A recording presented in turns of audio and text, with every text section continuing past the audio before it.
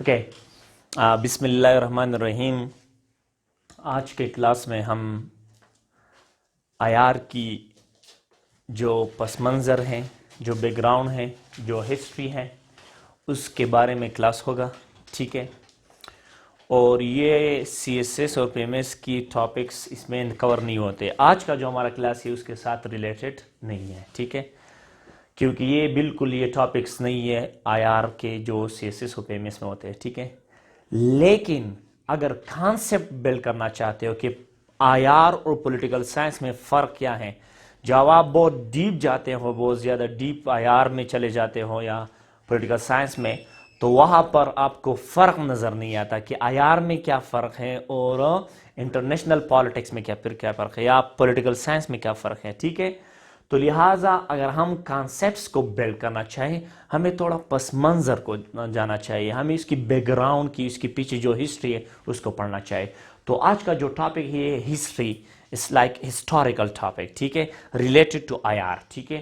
اور I R کس طرح ایمرج ہوا، میں نے یہ بھی کہا تھا کہ جو لفظ آئی آر ہے یہ تو 1500-1600 صدی کا جو ہے، وہ 1700 اور 1800 اور 1900 صدی کا جو لفظ ہے، جیرمی بیتھم نے مطلب ڈسکور کیا تھا، ٹھیک ہے، یا اس نے انوینٹ کیا اس ورڈ کو۔ لیکن اس سے پہلے آئی آر کا کیا مطلب ہے؟ Relation between nations. تو نیشن تو پہلے سے ایگزسٹ کرتے تھے، جب انسان غاروں سے نکلے اور وہ سوسائٹی میں، وہ فیملیز میں، وہ کلین شپ میں رہتے تھے، تو لہٰذا اس وقت سے آئی آر شروع ہو گیا، کیونکہ وہ ریلیشن رکھتے تھے families to family, state to state, ٹھیک ہے۔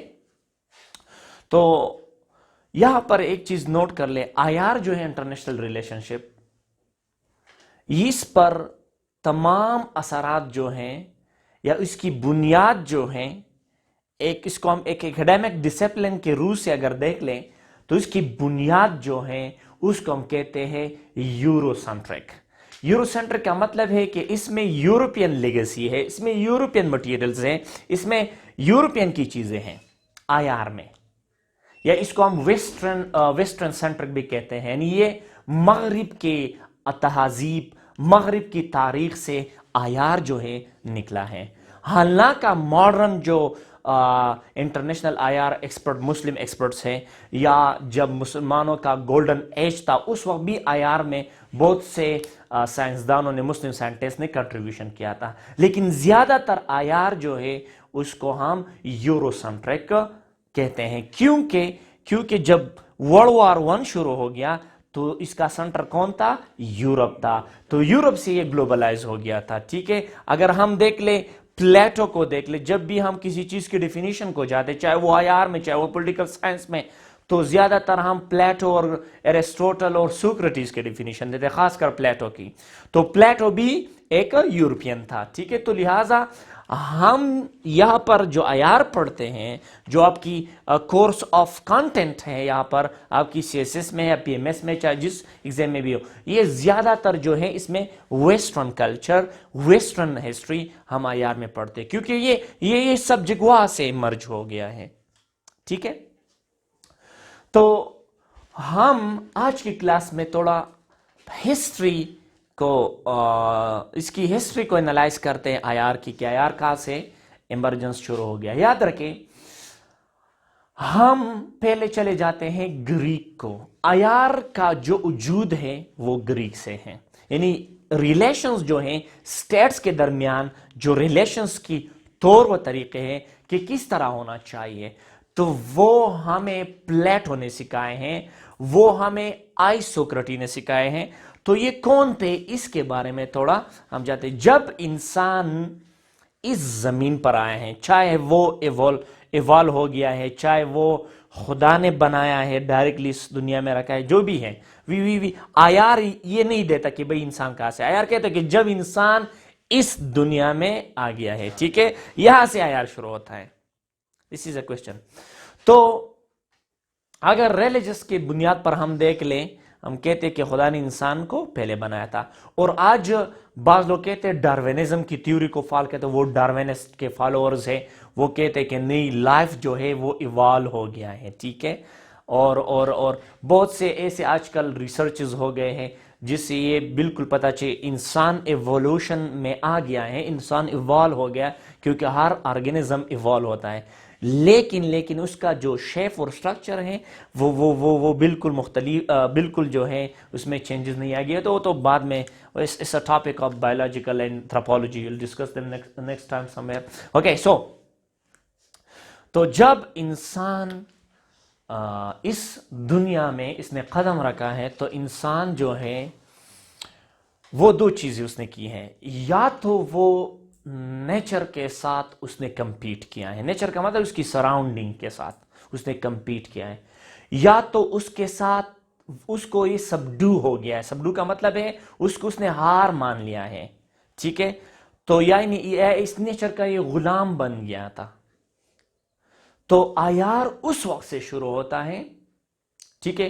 اور جب انسان سیولائزیشن فارم میں آ گئے ہیں، سیولائزیشن فارم میں، تو وہاں پر ریلیشنز جو سیولائزیشن کے درمیان ریلیشنز تھے، جو کنگڈمز کے درمیان ریلیشنز تھے، جو وہ انتہائی اہم تھے. تو اس وقت سے ایمرجنس آف عیار آتا ہے، ٹھیک ہے.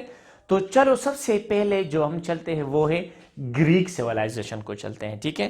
گریک سیولائزیشن، جب ہم گریک کی ہسٹری پڑھتے سب سے زیادہ ٹف ہسٹری جو ہے وہ گریک ہے، کیونکہ ایک وقت ایسا تھا کہ گریک کو ہم سینٹر آف نالج جانا جاتا تھا. گریک جو ہے وہ سینٹر آف نالج جانا جاتا تھا. Greek was famous for learning, Greek was famous for wisdom, Greek was famous for philosophy, ٹھیک ہے. اس وقت آج سے 5000 سال پہلے جو یونان تھا وہ مشہور تھا فلسفہ کے بارے میں، عقل مندی کے بارے میں، ذہانت کے بارے میں، کیونکہ وہاں پر بڑے بڑے فلاسفر رہتے تھے، ٹھیک ہے. So actually now we will start the history of Greek. اگر یہاں پر ہم ہسٹری کی کلاس نہیں لیتے لیکن یہاں سے اوور ویو لیتے ہیں، ٹھیک ہے. کس طرح جو گریک سٹیٹس تھے یا گریک سٹی سٹیٹس ہیں اسے کام کہتے، کس طرح وہ ایوالو ہو گئے تھے، کس طرح اس کی سٹرکچر بن گیا تھا اس وقت. So we'll discuss them in this class, ٹھیک ہے. تو یہاں پر دیکھ لیں، یہاں پر میں نے ایک ٹائم لائن بنایا ہے، look it here, this is timeline. یاد رکھیں جب ہم 5000 سال کے بات کرتے ہیں تو ہم بی سی میں بات کرتے ہیں، جس کا مطلب ہے بیفور کامن ایرا، بی سی ای یا بی سی یا بیفور کرسٹ، ٹھیک ہے. جب ہم سینچریز کو لیتے ہیں اور پیچھے چلے جاتے ہیں تو ایک ایسا وقت آتا ہے کہ اس کے بعد پھر ہم زیرو آتا ہے، اور زیرو کے بعد جو ہے -1 -2 تو نہیں آتا، لہٰذا اس کو ہم پھر بی سی کہتے ہیں. یعنی اگر ہم کرسچن کیلنڈر کو دیکھ لیں، عیسیٰ علیہ السلام کی پیدائش سے، یعنی عیسیٰ علیہ السلام جس زمانے میں رہتا تھا اس کی پیدائش اور وہ جس زمانے میں رہتا تھا اس سے جو پچھلا زمانہ تھا اس کو ہم کہتے ہیں بی سی، بیفور کامن ایرا، ٹھیک ہے، یا بیفور کرسٹ، بی سی یا بی سی ای بھی کہتے ہیں اس کو. عیسیٰ علیہ السلام جس زمانے میں رہتا تھا اس کو ہم اس کے بعد ایئرس کو ہم کیا کہتے ہیں، اے ڈی. اس سے پہلے کو ہم کہتے ہیں بی سی ای، بیفور کامن ایرا یا بیفور کرسٹ، ٹھیک ہے. سو یہاں پر اگر دیکھ لی یہ ہے 0، اس سے پہلے 50 B C, 40 B C, 100 B C, پھر 150 بی سی جتنے بھی ہے، پھر 200 B C, 300 B C, 400 B C, ٹھیک ہے. اس طرح جو ہے یہ بی سی ای ہے. یہ سب جو ہے یعنی عیسیٰ علیہ السلام کی زمانے سے پہلے تاریخ ہے، کیونکہ ہم 5000 سال کی بات کرتے ہیں، ٹھیک ہے. تو جو سب سے پہلا یاد رکھے گریک کو پہلے زمانے میں، یعنی آج سے 1300 بی سی قبل مسیح، یعنی 1300 قبل مسیح پہلے گریک جو ہے ان کو ہم ہیلیس کہتے تھے. کیا کہتے تھے؟ ہیلیس. اور جو گریک یعنی یونان کو جو آج ہم نے نام دیے ہیں، ٹھیک ہے، وہ بعد میں جس سیولائزیشن جن گروپوں نے دیا ان کو بعد میں ہم ڈسکس کریں گے، ٹھیک ہے. تو یہاں پر ہیلیس ان کو ہم کیا کہتے تھے؟ کیا کہتے تھے؟ ہیلیس. گریک کے لوگ ہم کیا کہتے تھے؟ ہیلیس. کیونکہ یہ ہیلا ایک جو جس جگہ پر رہتے تھے اس کو وہ ہیلا کہتے تھے، اور ان لوگ جو ہے اپنے آپ کو کیا کہتے تھے؟ ہیلیس. اور یہ نام کہاں سے آ گیا ہیلاس؟ ہیلاس جو ہے یہ ہیلن سے آ گیا ہے. کس سے؟ ہیلن. ہیلن جس کا ریکارڈ نہیں ہے، لیکن گریک والے جو ہیں یعنی یونان کے جو لوگ ہیں وہ اس وقت مانتے تھے کہ یہ ہمارا جو آباء و اجداد ہے وہ ہیلن تھا، یعنی ہیلن سے جو ہے وہ برتھ آف گریک کے جو پیپل ہیں وہ ہو گئے ہیں. ٹھیک ہے، اس کو ہم کہتے ہیں پروجینیٹر. پروجینیٹر وہ بندہ جس سے ان کی جو اولادیں ہیں وہ آگے بڑھے، اس کو ہم کہتے ہیں پروجینیٹر. جو ہیلن ہے وہ پروجینیٹر تھا. اور دو ہیلن ہے، یاد رکھے. ایک ہیلن آف ٹروئے ہے جو ایک لڑکی تھا جس کی وجہ سے ٹروجن وارز مطلب ہو گئے تھے، وہ ہیلن نہیں. ہیلن جو تھا ایک پروجینیٹر، ایک آدمی تھا جس کا ریکارڈ ہمارے پاس نہیں ہے کہ کب یہاں پر اس نے لینڈ کیا تھا، یعنی کب وہ آ گیا تھا، کہاں سے آ گیا تھا.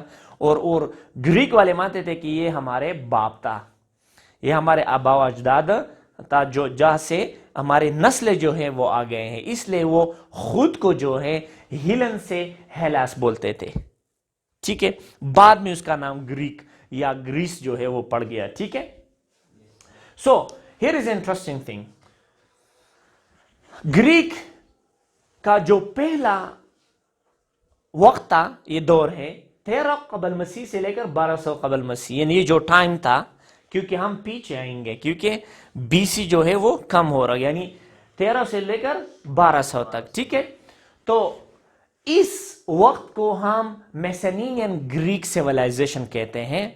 اور یہ سیولائزیشن جو سب سے اولڈ سیولائزیشن تھا یونان میں، یہ وہ تھا 1300 بی سی سے لے کر 1200 بی سی تک. آج تک جو جتنے اسکیویشن ہو گئے ہیں، جتنے فوسلز دریافت ہو گئے اور جتنے چیزیں دریافت ہو گئے، اس میں وہ میسینین کی جو سیولائزیشن کی جو آرٹ تھا، جو سٹرکچرز تھے، یہ ویسز گملوں پر، گلدان پر، مرتبان پر، پیالوں، یہ جو شراب کے پیالے ہیں اس پر، سب چیزوں پر اس کی سٹرکچر تھے. تو میسینین سیولائزیشن کی ہم، اور اس کے ہمارے ساتھ بہت زیادہ ریکارڈ بھی نہیں ہے. We don't know who were there, what were they doing, later we have somewhere. okay, so یہ تھا گریک. جب میسینین کا فال ہو گیا، یعنی یہ سیولائزیشن اکثر جب یہ کسی دوسری سیولائز اسٹیٹ کے ساتھ یا سیولائز امپائر کے ساتھ جب وہ جھگڑا کرتے تو وہ اکثر جو شکست کھاتے پھر اس کی جو سیولائزیشن ہے، اس کی جو کنگڈم ہے وہ ختم ہو جاتا ہے. ٹھیک ہے. تو وہاں سے جو ہے میسینین گریک کے سیولائزیشن کا جو فال ہو گیا تھا، لوگ کہتے کہ یہ فال کس کی وجہ سے ہو گیا تھا؟ ٹروجان وارز. 1200 اراؤنڈ 1200 یعنی 1200 قبل مسیح جو ہیں ٹروجان وارز لڑے گئے تھے. ٹھیک ہے. اور یہ عیار میں ہم کیوں پڑھتے ہیں؟ we'll discuss them coming to that. یہ جو ٹروجان وارز تھے، یہ ہیلن ایک لڑکی ہے، اس کی وجہ سے جو ہے یہ لڑی گئی تھی. اور یہ وار جو ہیں اکثر لوگ کہتے ہیں اس کا ریکارڈ نہیں، لہٰذا یہ ایک فیکشن کی کہانی تھی جس سے ہم نے بنایا تھا. اور اس کی ثبوت جو ہے یہ کہاں پر پڑا ہے؟ یہ ہومر جو ہے ایک رائٹر تھا جس نے اوڈیسی اور ایلائیڈ 730 اراؤنڈ 750 قبل مسیح اس نے لکھا تھا. اوڈیسی اور ایلائیڈ یہ ایپک پوئمز ہیں، ایک نظم ہے، نظم جو گریک کا بہترین لٹریچر ہے. ٹھیک ہے. تو اس نے یہ لکھے تھے اور اس میں اس نے اس وار کی مکمل تشریح، مکمل امیج جو ہے اس نے بیان کی ہے. ٹھیک ہے. اور ایک لڑکی کی وجہ سے یہ وار شروع ہو گئے تھے. ہیلن جو تھا وہ ایک لڑکی تھی جو میسینین گریک سیولائزیشن کی بادشاہ کی بیوی تھی. وہ پیرس جو ہے ٹروئے جو ہے یہ جو آج کل آپ ترکی اس کو کہتے ہیں، اس وقت اس کا نام تھا ٹروئے. تو ٹروئے کا جو پرنس تھا، جو شہزادہ تھا، وہ اس کے ساتھ وہ مل گیا تھا اور اس نے اس ہیلن کو ٹروئے لایا تھا زبردستی. تو لہٰذا اس کی وجہ سے جو ہے، اور یہ پھر یہ میسینین گریک کی جو سیولائزیشن تھی ان کی درمیان اور ٹروئے کے درمیان جو ہے، یہ بھی ایک اسٹیٹ تھی ٹروئے یہاں پر ہے جو آج کل ترکی ہے، ان کے درمیان جو ہے جنگ لڑ گئی. لیکن یہ اس کے ساتھ ہمارے ساتھ we don't have this strong evidence, ہمارے ساتھ بالکل مضبوط شواہد ثبوت نہیں ہے کہ یہ وار ہوئے تھے یا نہیں ہوئے تھے، کیونکہ ہسٹری کی وجہ سے. Now this all the story is here. یہ ایپک پوئم ہے. بعض کہتے ہیں کہ یہ وارز نہیں ہوئے تھے, یہ ویسے ہومر نے انٹرٹینمنٹ کے لیے تو ایک لٹریچر تھا, ایک آرٹ تھا, اور اس نے یہ بنائے تھے. ٹھیک ہے, epic poem. So we don't know about that. After that starts the dark ages. اس کو ہم ڈارک ایجز اس لیے کہتے ہیں کیونکہ یہاں پر جو گریک والے تھے, جو گریک کے جتنے بھی لوگ تھے, جتنے بھی وہاں پر شہر تھے, جتنے بھی سٹیز تھے, وہ ایک دوسرے سے دور ہو گئے ہیں. وہ جو ہے صرف فارمنگ کے کام کرتے تھے, ایک دوسرے کے ساتھ تعلق نہیں رکھتے تھے. ٹھیک ہے, تو اس کو ہم کہتے ہیں ڈارک ایج. جب یہ سیولائزیشن پال ہو گیا, پھر ڈارک ایج شروع ہو گیا تھا. اس کے بعد پھر یا 1800 یعنی 700 قبل مسیح پہلے, ٹھیک ہے, یعنی 800 اور 700 کے درمیان یہاں پر کیا بن گیا؟ یاد رکھے یونان جو ہے گریس, آہستہ آہستہ وہ سٹیٹس بنتے جا رہے تھے. یونان میں کے کچھ جیوگرافل خصوصیات کو اگر ہم دیکھ لیں, if we look to the geographical features of the Greece, what comes there, وہاں پر کیا ہے کہ زیادہ تر پہاڑی علاقے ہیں, وہاں پر زمینیں نہیں ہیں. ٹھیک ہے, دوسری بات یہ ہے زیادہ تر جزیرے ہیں. سب سے زیادہ جزیرے کہاں پر ہے؟ یونان میں. تو لوگ جو ہیں ایک کنگڈم نہیں بنا سکتا تھا اس جیوگرافل فیچر کی وجہ سے بھی. تو لوگ کو چھوٹے چھوٹے سٹیٹس میں بانٹے گئے. وہ انہوں نے چھوٹے چھوٹے سٹیٹس بنائے جس کو ہم کہتے ہیں پولیس. یہ جو گریک کا لفظ ہے پولیس, یہ اس سے آ گیا. پولیس کا مطلب ہے چھوٹا سٹیٹ, اس کو ہم کہتے ہیں سٹی سٹیٹ. ٹھیک ہے, یہ یہاں سے بننا شروع ہو گیا 800 سے اور 700 کے درمیان یہ بننا شروع ہو گئے. تو اسمال سٹیٹ بن گئے, یعنی اس کو ہم کہتے ہیں گریک سٹی سٹیٹس. اور یہ ہر جگہ جو تھے سٹیٹس تھے. یہاں پر اگر آپ دیکھ لیں اینشنٹ گریک کا جو ایک میپ ہے, صحیح ہے, یہ میپ ہے. یہاں پر جو ٹروئے ہے یہ ایشیا کا علاقہ ہے, یہ یہاں سے ایشیا شروع ہوتی ہے. ٹھیک ہے, اور وہاں سے ایشیا شروع ہوتی ہے. یہ جو ہے اس سائڈ جو ہے یہ سب یورپ ہے. ٹھیک ہے, تو یہاں پر دیکھ لیں یہ جو ریڈ کلر آپ کو یہ گریک کا, یہ ہے گریس, ایپیرس, ایلیریا, میسیڈونیا, تھریس, یہ بڑے بڑے جو ہے سٹی سٹیٹس تھے اس وقت. ٹھیک ہے, یہاں پر لیمنوس ہے, یہ دیکھیں چھوٹے چھوٹے جزیرے ہیں, یہ سب جزیرے ہیں. یہاں پر دیکھ لیں یہ جو میں نے ریڈ کلر بنائے ہیں یہ سب جو ہیں سٹی سٹیٹ ہے. چھوٹے چھوٹے سٹیٹس جو اپنے خود جو ہے انڈیپینڈنٹ ہوتے تھے, خود فیصلے کرتے تھے.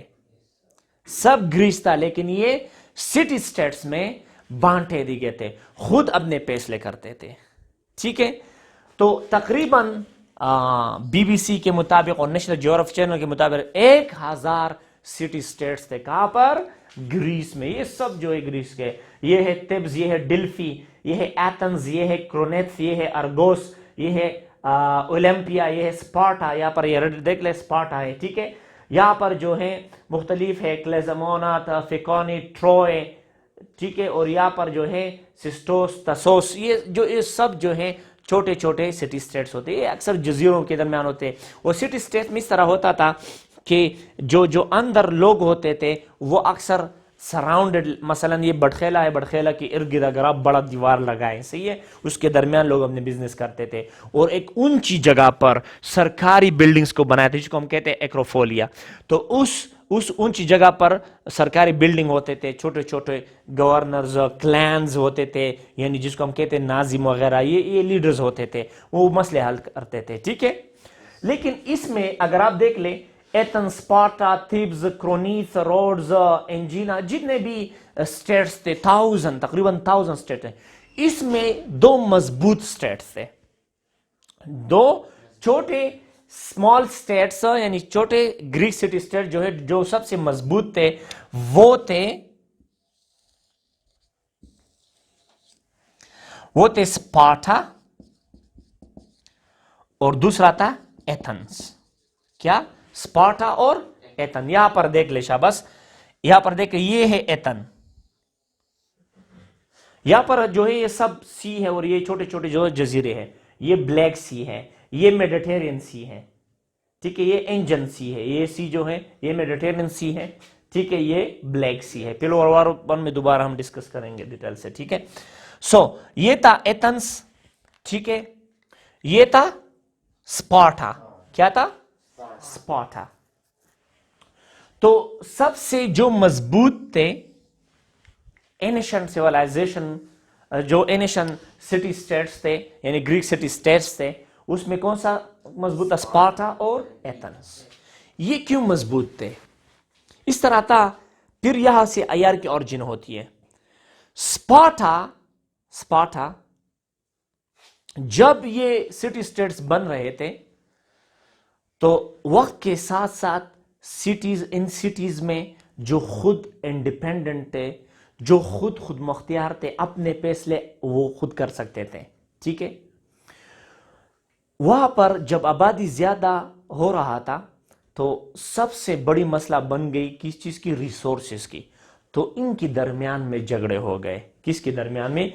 इन सिटी स्टेट्स के दरमियान में खुद उन्होंने झगड़ा किया, और उसमें ज्यादातर मार किसने खाई? स्पार्टा ने खाई।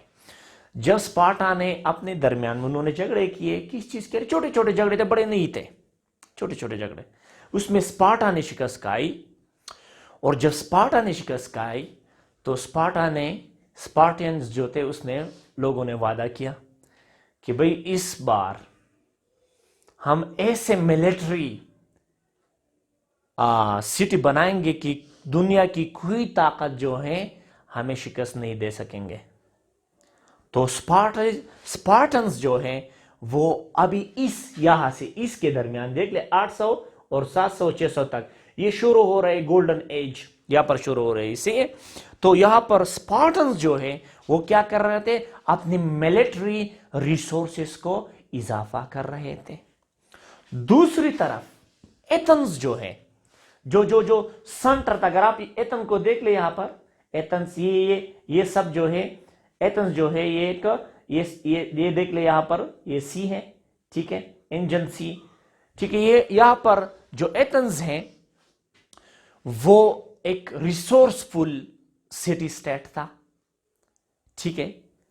और एथेंस जो था, जो ट्रेड था, क्योंकि इस एथेंस के थ्रू जो है डेल्फी और थीब्स और वगैरह जो है वो अपने तिजारत करते थे। तो Athens is a centre of trade. तो वो लोग जो हैं मुख्तलिफ दूसरी सिटी स्टेट से आते थे और यहां पर तिजारत करते थे। दूसरी तरफ स्पार्टा क्या कर रहे थे? स्पार्टन्स वो अपनी मिलिट्री को बढ़ा रहे थे भाई कि हर स्पार्टियन जो है बेहतरीन सोल्जर होना चाहिए, उसको जो है वो एरो की शूटिंग का तरीका सीखे, वो हॉर्स पर राइडिंग सीखे, वो स्वॉर्ड को इस्तेमाल करना, वो जितने भी चीजें हैं वार की वो सब जानते थे। वो बच्चा स्पार्टियन, वो स्पार्टा का जो वो जानता था भाई, बहुत मजबूत हो गए। दूसरी तरफ एथेंस क्या था? Centre of trade. यहां पर जितने भी सिटी स्टेट्स है सिवाय एथेंस के एक चीज था, वो लोग अक्सर क्लैंस का मतलब है एक मुअज्जब शख्स, एक अहम शख्स, या उसका जो बड़ा सबसे सरदार होता है उसको हम क्लैंस कहते हैं। तो ज्यादातर उनकी जो स्टेट्स थे वो कौन रन करते थे? वो क्लैंस रन करते थे या टायरन्स रन करते थे, यानी जो लीडर था, मजबूत बंदा था जिससे लोग डरते थे, वो रन करते थे इन स्टेट्स को, सिवाय एथेंस में। एथेंस में क्या था? एथेंस में डेमोक्रेसी था कि भाई लोग आ जाए और खुद फैसला करे कौन कौन बनेगा। यहां कहां पर था? एथेंस में था। तो एथेंस में न्यू आइडियाज मर्ज हो रहे थे, और एक आइडिया मर्ज हो गया, वो था कि भाई जो बंदा यहां पर ट्रेड करता है और वो नॉन एथियंस है, तो उन्होंने सिटीजनशिप दिया। क्या दिया? सिटीजनशिप, कि भाई जो नॉन एथियंस है वो भी एथियंस बन गए। तो इसी का न्यू आइडियाज ऑफ एथेंस। तो भाई एथेंस के जो लोग थे, जो ट्रेड, चूंकि एक मर्चेंट है, एक ट्रेड जो करता है, एक जो बंदा, तो खुश होगा। इसकी वजह से लोग जो है आना शुरू हो गया, ट्रेड मर्चेंट के आना कहां पर शुरू हो गया? एथेंस में। तो एथेंस जो है ये एक प्रॉस्पेरिटी और पीसफुल जो है एक सेंटर बन गया। तो जहां पर पीस होता है, जहां पर खुशहाली होता है, वहां पर किस चीज की पैदाइश होती है? पोएट्री की। वहां पर किस चीज की पैदाइश? म्यूजिक की। वहां पर किस चीज की पैदाइश होती? आर्ट की। जब इंसान जंग में होता है वो शायरी को क्रिएट कर सकता है? वो किसी जबरदस्त चीज पर आर्किटेक्चर बना सकता है? नहीं। तो ये जो है ये एथेंस ये बन गया a new centre of learning, a new centre of knowledge, a new centre of art, a new centre of philosophy. इसलिए अगर आप तारीख में देख ले, सोक्रेटिस एथेंस से था, प्लेटो एथेंस से था, सिवाय एरिस्टोटल के। एरिस्टोटल जो है वो दूसरे सिटी स्टेट से था, हालना का वो आ गया था और प्लेटो का शागिर्द बन गया और वो एथेंस में रहता था। तो जो बड़े बड़े फिलॉसफर थे वो कहां से थे? वो एथेंस से थे। तो स्पार्टा और एथेंस पावरफुल सिटी स्टेट बन गए। ये दूसरे भी थे, अर्गोस भी था, क्लेनोस भी था, ये जो यहां पर है मैंने कहा, क्रोनेस, रोड्स, थेब्स, ये भी थे बड़े बड़े, ये भी बहुत से मतलब अपने आर्ट और चीजों में फेमस थे। लेकिन एथेंस और स्पार्टा एक साइड से मिलिट्री बन रही थी, एक मजबूत ताकतवर सिटी स्टेट बन रही थी। दूसरी तरफ यहां पर आर्ट है, यहां पर नॉलेज है, किसके साथ? एथेंस के साथ। This is a place of learning. बहुत से लोग बड़े बड़े इलाकों से आते थे, वहां पर स्कूल्स थे, इंस्टीट्यूट्स थे। यहां से पब्लिक स्पीकिंग शुरू हो गई, यहां से रेटरिक्स शुरू हो गई। I will discuss them later on. Speeches के ग्रेट ओरेटर्स यहां से मर्ज हो गए एथेंस से। ठीक है, क्या हो गया?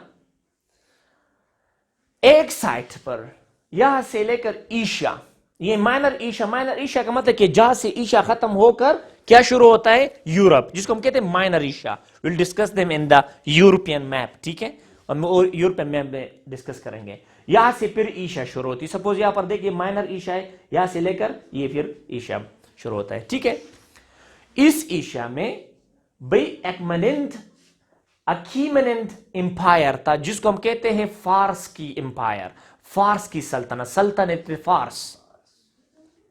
सेंटर उसका ईरान था, साथ में अफगानिस्तान, साथ में तुर्की तक फैला हुआ था, और पाकिस्तान के कुछ हिस्से, इंडिया की आधा हिस्सा, जितने भी जगह थे। और ये 7.5 मिलियन किलोमीटर पर पड़ता, यानी 75 लाख किलोमीटर स्क्वायर किलोमीटर ये अकीमेनिड एम्पायर पड़ा था, जिसको हम कहते हैं फारस की सल्तनत। ये पड़ा था। अभी हम उसको वापस आ रहे हैं, ये क्यों हम पढ़ रहे हैं अभी? Now you will understand it. Spread including parts of the Afghanistan and Pakistan. ठीक है, ये सेंट्रल एशिया को भी कंट्रोल करता था अकीमेनिड एम्पायर। एशिया माइनर को, थ्रास को, ये थ्रास था जो यूरोप का हिस्सा था, थ्रास उस वक्त जो एक सिटी स्टेट था उस वक्त बड़ा, उसको भी कंट्रोल करता। यहां से लेकर ये ब्लैक सी तक, ये जो ये इलाके सबको ये कंट्रोल करता था। कौन? अकीमेनिड एम्पायर। ये 550 से लेकर 330 बीसी तक, जब अलेक्जेंडर द ग्रेट ने उसको कुचल दिया, अपना जो है उन्होंने अपना बदला ले लिया। Will discuss them how. ठीक है, सो यहां पर क्या हो गया? साइरस द ग्रेट ने अकीमेनिड एम्पायर को जो है उसकी बुनियाद डाली थी। साइरस द ग्रेट ने वो अपनी दादा की जो और एम्पायर्स थे उसको इकट्ठे करके उसको शिकस्त दे, बाज को पैसे देकर, बाज को शिकस्त देकर उन्होंने एक लंबी एम्पायर जो है उसने खड़ी की। किसने? साइरस द ग्रेट ने। ठीक है, इसको हम कैसरूशा कहते हैं उर्दू में, कैसरूशा। ठीक है, सो इसका जो बेटा था वो था दायरस। ये भी बहुत मजबूत था। दायरस और भी मजबूत हो गया अकीमेनिड एम्पायर। लेकिन जब ये इसका कजन था, इसका जो कजन था दायरस था, तो दायरस का जो बेटा था वो था जरदेक। ना जरदेक जो है वो बहुत ज्यादा जो है वो कहते हैं एन अनवाइज मैन, एक बेवकूफ बंदा था। जरदेक अपने एम्पायर को और भी बढ़ाना चाहता था, लिहाजा इस माइनर एशिया से وہ کس پر اٹیک کرنا شروع کیے؟ City state of the Greeks پر. کس نے شروع کیے ان وار کو؟ جو گریک اور اکیمینن امپائر زردیس کے درمیان، یعنی زردس کی جو سلطنت تھی، اکیمینن امپائر تھا، یعنی جو پرشین امپائر تھا اس کے درمیان اور گریک کے درمیان جو وارز تھے اس کو ہم کہتے ہیں گریکو پرشین وارز. یہ شروع ہو گئے تھے 492 سے لے کر 449 تک، یعنی اس درمیان. یہاں پر میں نے لکھا ہے دیکھ لیں، گریکو پرشین وار شروع ہو گئے تھے. کس نے شروع کیے تھے؟ زردیکس نے. جب زردیکس نے شروع کیے وارس کو تو گریک سٹیز کے 1000 تقریباً 1000 سٹی سٹیٹس تھے، تو اس میں سے 31 سٹیٹس کھڑے ہو گئے. کس کے خلاف؟ زردیک کے خلاف، کہ زردیک کو گرائیں گے جو بھی ہو. اور زردیک نے یہاں پر جو جتنے بھی سٹیٹس تھے اس کو اس نے لیے تھے. تو اور جو 31 سٹیٹس تھے، 31 سٹیٹس وہ اکٹھے ہو گئے، وہ کہتے کہ ہم زردیکس کا مقابلہ کریں گے. تو یہ جو سٹیٹس تھے یہ کچلتے ہوئے جا رہے تھے. کس نے؟ زردیکس. اس کو لیکن جب اسپارٹا کو پہنچ گیا، بھئی میں نے کہا کیا تھا کہ اسپارٹن کیا تھے؟ ہر بچہ اسپارٹن کیا کرتا تھا؟ وہ ایک فوجی تھا. تو اسپارٹن نے 30 ایئرز کے ساتھ مقابلہ کیا. 30 ایئرز. یہاں پر ایتھنز جو ہے، ایتھنز اسپارٹا کے ساتھ مل گیا ہے. اسپارٹا نے پہلے سے مقابلہ شروع، لیکن ایتھن جو ہے، چونکہ ایتھن یہاں پر کنارے پر ہے، اگر آپ دیکھ لیں یہ ایتھن ہے، یہ کنارہ ہے یہ سمندر کا، اس کی بہت طاقتور نیوی تھی. تو ایتھنز کی نیوی اور نیچرل ریسورسز ایتھن کی زیادہ تھے، میں نے آپ کو کہا تھا نیچرل ریسورس، اور اسپارٹن کی سکیل تھی. تو دونوں اکٹھے ہو گئے اور جو زردیکس تھا اس کو شکست دے دیا. کس نے شکست دے دیا؟ اسپارٹا نے اور ایتھنز نے.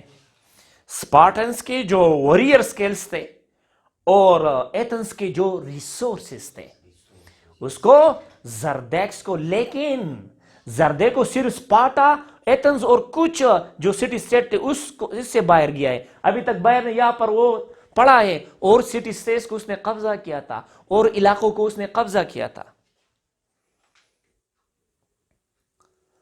تو جب انہوں نے اسپارٹا اور ایتھنز نے جب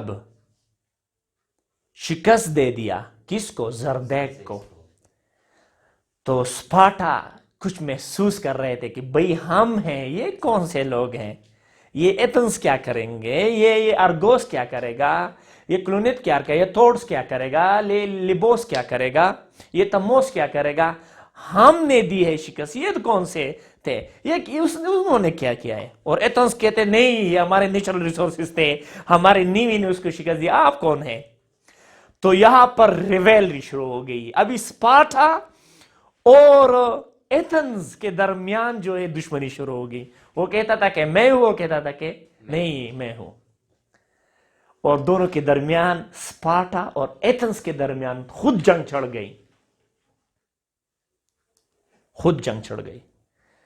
اور جب جنگ چڑھ گئی تو اسپارٹا تو مضبوط تھا. کس کی وجہ سے؟ وارئر سکل کی وجہ سے.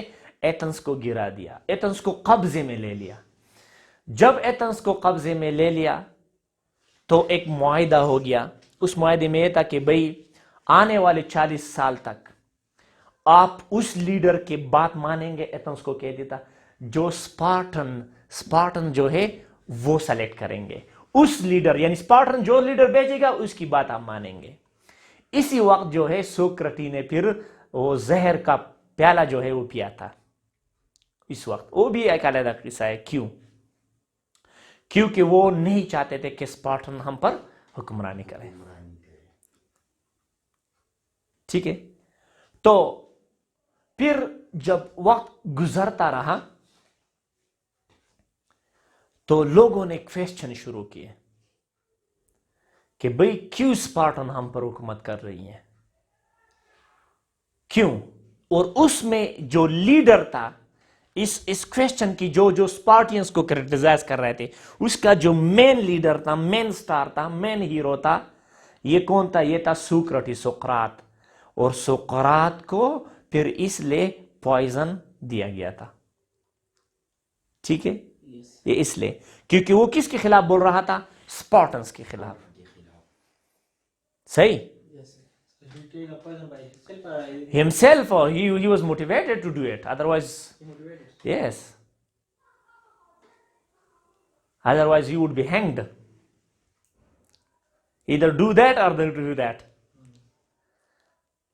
کیونکہ اس نے کوشچن شروع کیے تھے کہ ایتھنز کی آرٹ کہاں پر چلی گئی، ایتھنز کی وہ نالج کہاں پر چلی گئی. ابھی لوگ بھی درمیان میں جو ہے وہ پس رہے تھے آپس کے، وہ چھوٹے چھوٹے سائلنس کے ساتھ وہ باتیں کر رہے تھے کہ یہ تو بہت ظلم ہے، اسپارٹن ہم پر حکومت کر رہے. تو لہٰذا ایک بغاوت جو ہے، ایک کوڑ وار جو ہے جاری تھی ایتھنز اور اسپارٹنز کے درمیان.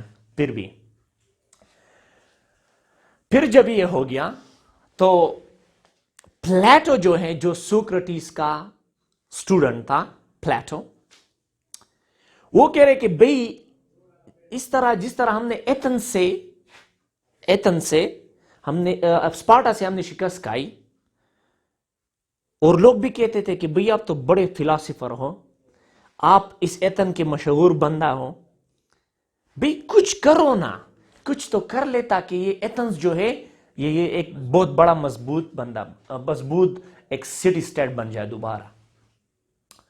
تو پلیٹو جو ہے وہ کہہ رہا تھا کہ ہم دوبارہ ایک ایسا نظام بنائیں گے جو ایک بہترین ہوگا، جو ڈیموکریٹک ہوگا، یہ ہوگا وہ ہوگا. لیکن ایک دوسرا بندہ تھا جو پلیٹو کے خلاف تھا. پلیٹو کہہ رہے تھے کہ بھئی آپ اپنی موریلٹی کو اکٹھا کر لے، اپنی کریٹیوٹی اندر لائے، خود کو تبدیل کر لے. پلیٹو اپنے ایتھنز کے لوگ کریں گے، وہ کہتے کہ اسپارٹن کو پھر بھی ہم باہر پھینکیں گے، اور یہ جو وار تھے پرشیا کے ساتھ، وہ سے واپس ہم بھی بدلہ لیں گے. ایک چیز پر ہم بدلہ لے سکتے ہیں، کس چیز پر؟ خود کو بدلے، لرننگ کر لے. یہ کون کہہ رہا تھا؟ پلیٹو کہہ رہا تھا. اور خود کی ریسورسز کو جو ہے وہ کیا کر لے؟ وہ زیادہ کر لے. یہ کون کہہ رہا تھا؟ یہ پلیٹو کہہ رہا تھا. پلیٹو کے خلاف جو ہے وہ بھی سوکرٹی کا اسٹوڈنٹ تھا، دونوں کلاس فیل ہوتے. اس کو ہم کہتے آئی سوکرٹیس. ایک تھا سوکرٹیس جو پلیٹو اور آئی سوکرٹیس کا ٹیچر ہو، دوسرا تھا آئی سوکرٹیس. اور اس کی تاریخ میں کچھ نہیں ملتا، لیکن ہے اس کی ڈیٹا آئی سوکرٹیس کو کہتے ہیں. ابھی آئی سوکرٹی اور پلیٹو کے درمیان جیلسی تھا. آئی سوکرٹی ایتھنز کے لوگوں کو کہہ رہا تھا کہ بھئی اس طرح نہیں ہو سکتا، جس طرح آپ لوگ کہہ رہے ہیں اس طرح شکست نہیں دیکھ سکتے کسی کو، آپ کمزور ہیں، خود کو چینج کر لے گے کیا کرو گے. وہ کہہ رہا تھا کہ بھئی تب ہم ترقی کریں گے جب ہم یونائٹ ہوں گے، اور جو سٹی اسٹیٹ سے اس کو ہم یونائٹ کرنا چاہیے. پھر جو ہے ہمیں ایکسپینشن کی جو طریقہ کار ہے دوسرے اسٹیٹ کے ساتھ تعلق رکھنا چاہیے. پلیٹو کیا کہہ رہے تھے کہ نہیں بھئی سسٹم بنائے، قانون بنائے، خود کو ٹھیک کر لے، کرپشن نہ کر لے. وہ کہہ رہا تھا، وہ کیا کہہ رہا تھا کہ بھئی اور اسٹیٹس کو لائے اور چیز یونائٹڈ کر لے خود کو، پھر آپ ایکسپینشن کر لے، نیچرل ریسورسز جو ہے اس کو چھوڑو، دوسرے لوگوں کے ساتھ تعلق رکھو. یہ کہہ رہا تھا. اس لیے ہم کہتے ہیں کہ جو باپ تھا پالیٹکس کا وہ تھا پلیٹو، اور جو آیار کا جو باپ تھا وہ تھا آئی سوکرٹیس. کیونکہ آئی سوکرٹیس کیا کہہ رہے تھے کہ اور اسٹیٹس کو لاؤ اندر، اور اسٹیٹ کو لاؤ اندر. وہ آئی سوکرٹیس کیا کہہ رہا تھا کہ اور اسٹیٹس کو لاؤ. حالانکہ ایکڈیمک ڈسپلن میں یہاں پر اس کی ہسٹری نہیں ملتی. وہ کہتے کہ اگر آپ کو ترقی کرنا چاہیے اسٹیٹس کو یونائٹ کر لے، ہمیں یونٹی چاہیے تاکہ دوبارہ اسپارٹن کی طرح یا دوبارہ پرشیا کی طرح ہمیں کوئی شکست نہ دے دے. تو جب یہ باتیں آئی سوکرٹیس کر رہا تھا کہ بھئی expansion is important, unity is important. کیا ضروری ہے؟ کالونائزیشن کہ دوسرے پر تب حملہ کہ پہلے ہم خود یونائٹ ہو جائیں گے، پھر حملہ کریں گے، دوسروں کو قبضہ کریں گے، اس کی نیچرل ریسورسز پہ لیں گے. اس کو ہم کہتے ہیں کلونیلزم، امپیریلزم. وہ اس کی ایمرجنس ہو گئی ہے اس آئی سوکریٹس فلاسفر کی وجہ سے. اگر آپ دیکھ لیں یورپین میں یہ کامن تھا کالونیزم، امپیریلزم. ورلڈ وار 1 سے پہلے جرمنی ایشیا کو جو ہے وہ قبضہ کرنا چاہتا تھا، انگلینڈ بھی ایشیا کو قبضہ کرنا. ورلڈ وار 1 سے پہلے، ورلڈ وار 2 سے پہلے یہ یہاں پر کلونیزم تھا، میٹرنلزم تھا. لوگ اپنے ریسورسز کا جو ہے اکٹھا کرنا چاہتے تھے. کالونائزیشن ایکسپینشن تھا کہ کسی دوسری علاقے کالونی بنائے، کمزور سٹیٹ کو کالونی بنائے اور خود ان کی نیچرل ریسورس استعمال کرے. اس کو ہم کہتے ہیں امپیریلزم، کلونیلزم. وہ بعد میں ہم پھر ورلڈ وار 1 اور ورلڈ وار 2 میں ڈسکس کریں گے. ٹھیک ہے، تو یہاں سے ایمرجنسی یہ آئی سوکریٹس کہتے تھے کہ یونٹی اینڈ ایکسپینشنزم امپورٹنٹ. اس لیے اگر ہم کہتے ہیں یونٹی اگر کسی دوسرے اسٹیٹ کے ساتھ ہم کرتے ہیں، ہمیں کیا کرنا چاہیے؟ ریلیشن بنانا چاہیے. تو ہم کہتے ہیں کہ جو فادر تھا آیار کا وہ تھا آئی سوکریٹس، اور جو پالیٹکس کا جو آیار تھا وہ فادر تھا وہ تھا پلیٹو. پلیٹو کہتے ہیں کہ بھائی ہم مورلی خراب ہیں، آپ اپنے ایک سسٹم بنائے، لاز بنائے، اس کو ایک سٹیٹ بنائے بہترین طریقے سے، خود بخود آپ ایک مضبوط بن جائیں گے، ایک مضبوط سٹیٹ. تو یہاں سے جو آیار کی جو ایمرجنس ہے وہ اسی طرح ہو گئی ہے. لیکن خود پھر جب الیگزینڈر اسی طرح جب آئی سوکریٹس یہ باتیں کر رہے تھے، ٹھیک ہے، تو ایک جو کنگ تھا کس سٹیٹ کا؟ میسیڈونیا کا، جس کا نام تھا فیلپ دا گریٹ یا فیلپ ٹو، اس کو ہم بھی کہتے ہیں فیلپ دا گریٹ. وہ ایتھنز میں آ گیا. وہ کہہ رہے تھے کہ بھئی یہ جو آئی سوکریٹس ہے یہ ٹھیک کہہ رہا ہے، ہمیں یونائٹ ہونا چاہیے. اور وہ خود بھی ہے، وہ فیلپ دا گریٹ جو ہے وہ فیلپ ٹو جو ہے، نہیں فیلپ دا گریٹ، وہ چاہتا تھا کہ ایتھنز کو قبضہ کر لے.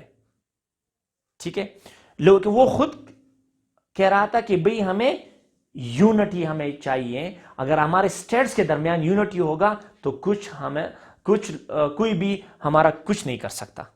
یہ کون کہہ رہا تھا؟ میسیڈونیا کا جو کنگ تھا فیلپ ٹو یا فیلپ دا گریٹ. اس کا ایک بیٹا فیلپ دا گریٹ جب وہ بوڑھا ہو رہا تھا، اس کا ایک بیٹا تھا. وہ فیلپ دا گریٹ چاہتا تھا کہ بھئی میں اس بندے سے دنیا کا ایک عظیم لیڈر بنانا چاہتا ہوں، ایک عظیم جنگجو، ایک عظیم سیاستدان، ایک عظیم سائنٹسٹ، ایک عظیم فلسفہ دان میں بنانا چاہتا ہوں. اس کا نام تھا الیگزینڈر. تو الیگزینڈر بیٹا تھا کس کا؟ فیلپ کا، جو میسیڈونا کا کنگ تھا. ٹھیک ہے، تو وہ اپنے بیٹوں کو بھی بار بار یہ کہہ رہا تھا کہ میرا بس یہ خواہش ہے کہ آپ ان گریک کو یونائٹ کر لیں اور پھر تمام دنیا کو آپ یونائٹ کر لیں. یہ تھا. تو اس نے بچپن ہی سے اس کو ریڈنگ کی، میوزک کی اس پڑھائی دی. اور حتیٰ الیگزینڈر دا گریٹ کو یعنی الیگزینڈر کو اس فیلپ نے پلیٹو کے ہاں بیچ دیا تھا اور پلیٹو کا شاگرد بنا دیا کہ بھئی اس کو سیکھے. یہ بندہ میں وہ بناؤں گا جس سے ساری دنیا کی یونٹی ہوگی، نہ صرف گریک کی.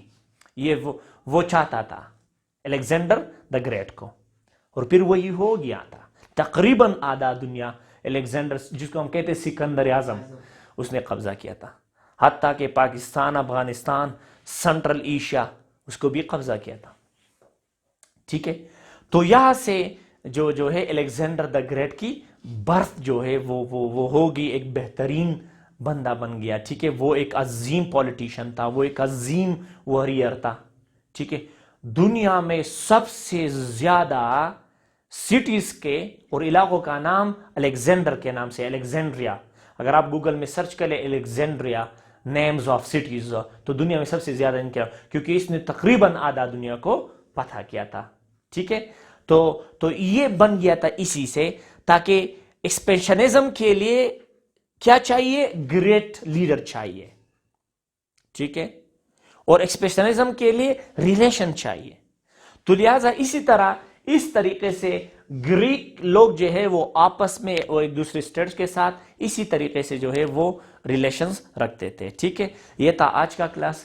انشاءاللہ اگلے پھر روم کا ڈسکس کریں گے. روم میں کیا ہو گیا تھا, ان کی گریک جو ہے, گریک کی سیولائزیشن کی پھر فال ہو گئی, کس کے ہاتھوں؟